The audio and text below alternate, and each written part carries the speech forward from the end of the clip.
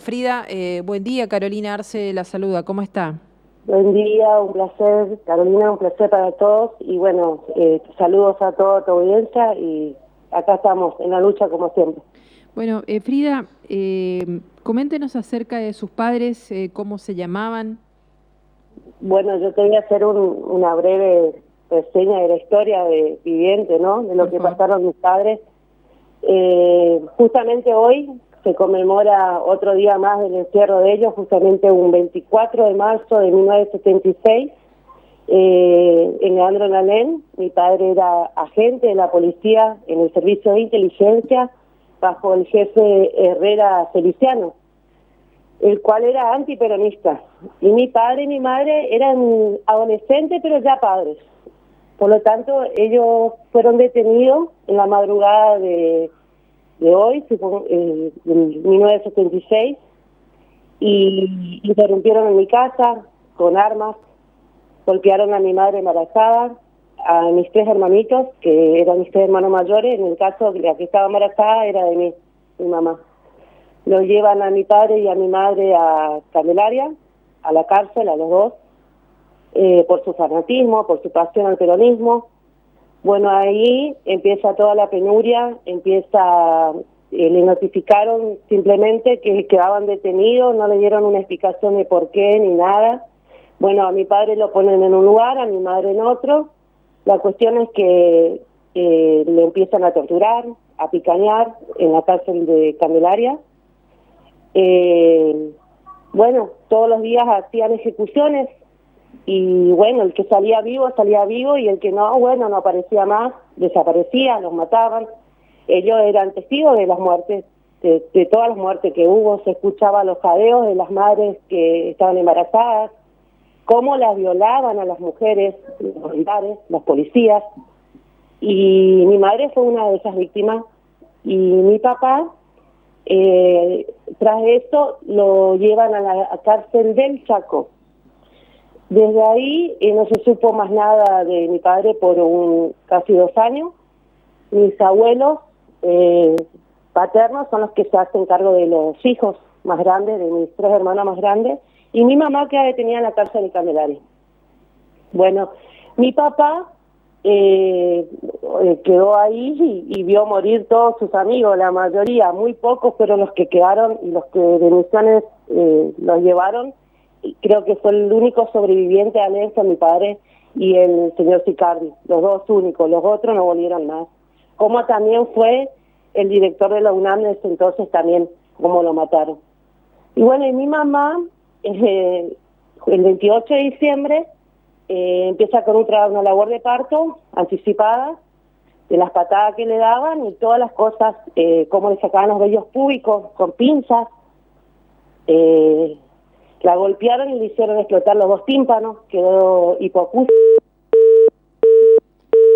Bueno, perdimos el contacto con Frida, entonces ella estaba comentando parte de su historia. Bueno, tremendo lo que escuchamos hasta ahora. Sus papás, Víctor Aníbal Feltan y Leticia Yolanda Garay, ambos presos políticos, los cooptan en Alem. Desde Alem a ella, a la mamá, a Leticia en avanzado estado de embarazo. Bueno, lo traen a la cárcel de Candelaria para someterlos a torturas. Frida, sí, se cortó la comunicación, la estábamos escuchando atentamente. Usted comentaba que su mamá, producto de los golpes en los oídos, quedó hipoacúsica. Sí, exactamente.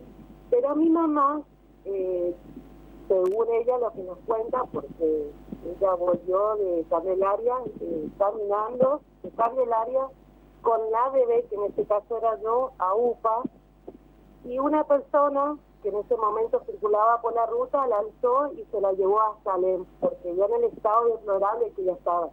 Digamos, ellos pensaron que se moría, y le dieron a la bebé, en este caso la dieron a mí, y bueno, mi mamá llegó al hospital de Alem, y ahí fue atendida en ese entonces por el doctor Animali, que me recibe a mí en un estado estaba machucada. Imagínate que yo dentro de la panza me lastimaron todas. Y mi madre Pero, también. Frida, ¿usted se está moviendo algo? Porque de pronto se escucha, parece que está encapsulado algo. ¿Hola? Lo que pasa es que acá en Cerro Corá el tema de la señal es muy... Y a ver si A ver. aguantamos. ¿Ahí me escuchás mejor? Bueno, digamos que está bien, está bien, está bien. Básicamente para no perder el relato. ¿Usted nació aquí en Candelaria? ¿En qué parte de Candelaria? No, yo nací dentro de la cárcel, Ahí te escuchamos mejor, ahí le escuchamos mejor. Quédese cómo está. ¿Dónde adentro nació? de la cárcel, el 28 de diciembre dentro de la cárcel. Pero ¿qué pasa? Mi mamá vieron que no tenían nada en contra de ella y la largaron así en esas condiciones, con la placenta entre las piernas, la bebé en brazos, y ella se va caminando apagurada con los oídos estallados hasta Alén, pero una persona que se dirigía a Alén en ese entonces, te estoy hablando ya para el año 77, la lleva hasta Alén y nos hace los primeros auxilios tanto a mí como a ella. De mi padre todavía no se sabía nada, ¿entendés? Y mi madre, después del hospital, nunca más se supo más nada de ella. Ella llega a LEM y ahí ¿a quién le da para que quede a cargo? A mis abuelos paternos. Mis abuelos paternos. Bien. Víctor Feltan y Blanca Feltan, que en ese entonces estaban vivos, y bueno, y ellos esperaban a su hijo, que en este caso era mi papá, que después mi padre, ya llegando casi la democracia, él logra salir de la cárcel, también vivo, pero con todas las secuelas, tanto psicológicas, físicas, que le habían hecho, ¿entendés?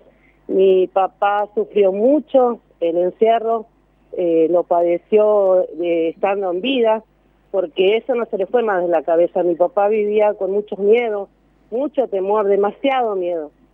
Y siempre él decía, yo no vivo, yo sobrevivo, porque me pasó esto, él nos contaba todas las cosas que pasaba, vio a sus amigos morirse, cómo murieron, porque no los mataban de una sola vez, sino que lo mataban de a poco, todos los días simulaban la muerte de ellos, y ellos pedían piedad, contemplación, ¿entendés? Y no tenía nada de eso. A las mujeres la violaban y le hacían lo que querían, le ponían cosas, objetos contundentes, palos. Mi padre vio todo eso, y lo hicieron también a él, a él también le hicieron. Y bueno, él se llevó a la tumba todas esas cosas, y lo llevó a la tumba también, lo llevó a morir, la tristeza, y una gran tristeza que tuvo toda su vida, que no la pudo soportar, y se muere con 59 años. Tu papá, permitime tutearte, Frida, de Candelaria lo llevan a Chaco y de ahí lo liberan. No, queda en Chaco detenido, y ahí donde también tiene una doblemente es lastimado, torturado, porque lo llevan justamente donde estaban los jefes del área de Montoneros. ¿Y qué pasa? Él era policía acá en Alén, entonces siendo policía los montoneros no los querían a los policías, y él quiere decir que lo torturaban tanto los militares como también la parte de los montoneros. Entonces para él fue un sobreviviente terrible, porque la padeció mucho más que otras personas, ¿entendés? ¿Y de Chaco, ahí cómo siguió el derrotero de tu papá? No, y mi papá después en Chaco estuvo un año más, y después lo liberan, y bueno, se viene para Leandro en Alén nuevamente, encuentra a sus hijos ya grandes, al que había dejado... Perdón, ¿en qué año tu papá lo liberan? En el año 77. Bueno, y ahí llegó, se trasladó a Alem, y ya con sus hijos grandes y sin noticia de su mujer. Exactamente, se hace cargo de nosotros, de los hijos, y de ahí, bueno, pasamos a estar con él y no saber nunca más nada de mi madre, y solamente él, nada más. ¿Es verdad Frida, que tu papá esperó que ustedes sean grandes para contarle todo lo que pasó? Sí, digamos, nosotros siempre veíamos que él lloraba mucho, ¿viste? Siempre le preguntamos, papi, ¿por qué llorás? ¿Qué es lo que te pasa? Porque veíamos un sentimiento muy profundo que él tenía, y como que le faltaba algo, ¿entendés? Y siempre decía, algún día se van a enterar, algún día se van a enterar. Pero él siempre nos comentó que él tenía miedo, ¿viste? De que el miedo es a que vuelva a pasar todo de vuelta, a que ocurra, viste, lo mismo con él que pase con nosotros. Entonces era un miedo que lo tenía, viste, muy incorporado. Y sí, después que fuimos creciendo, él nos sentó, nos habló y nos comentó todo esto. Y bueno, después, viste, que nosotros empezamos a ir al colegio. ¿Cuántos años tenían ustedes? ¿Cuántos años tenías vos cuando te contó? Bueno, yo ya era una adolescente ya. Digamos, yo hablaba de la dictadura, todo él me contaba todas las cosas y yo decía que también él sabe todo, ¿no? Y después me dice, digo, papi, pero ¿por qué no está mami? Le digo yo. Dice, no, pues sabes que mamá, después yo te voy a contar, pero dame tiempo, esperen un poquito, todavía tiene que ser un poquito más grande, ¿entendés? Y bueno, hasta que un día me acuerdo que, mirá, me tocó justo hacer un trabajo práctico en la escuela y en educación cívica. Y mi profesora me dice, Feltan, vos sos la adecuada para hablar de este tema. ¿Por qué? Le digo, sí, vos sos la adecuada. Tu papá es parte de esa historia. Y me quedé, viste, atónita. Yo digo, pues no entendía nada. ¿Entendés? Entonces me voy a mi casa y le digo, papi, vos sabés que me mandaban a hacer ese trabajo práctico así. Y vos sabés que mi viejo se largó a llorar. Lloraba como un nene.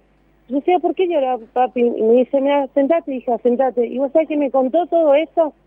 Y te digo la verdad que se me pasaron miles de cosas por la cabeza, miles de cosas. Ahí comprendí el dolor que él llevaba, ¿entendés? Y no necesité ir a algún libro ni nada de eso. Directamente él me contó todo, ¿entendés? La historia viviente.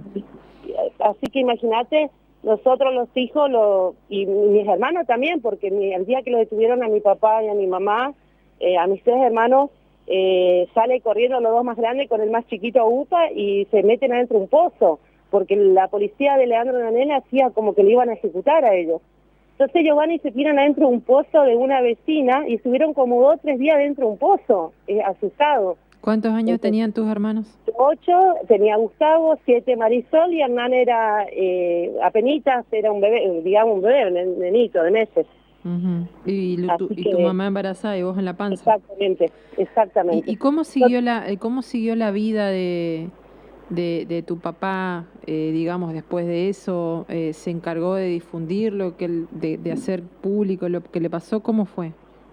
No, mi papá después trabajaba, viste, se dedicó a trabajar para la gente, estuvo junto a Julio César Humá, lo llama mi padre, porque sabía que mi papá era un peronista de esos de lo de antes, esos que peleaban por la gente, un luchador, un sobreviviente.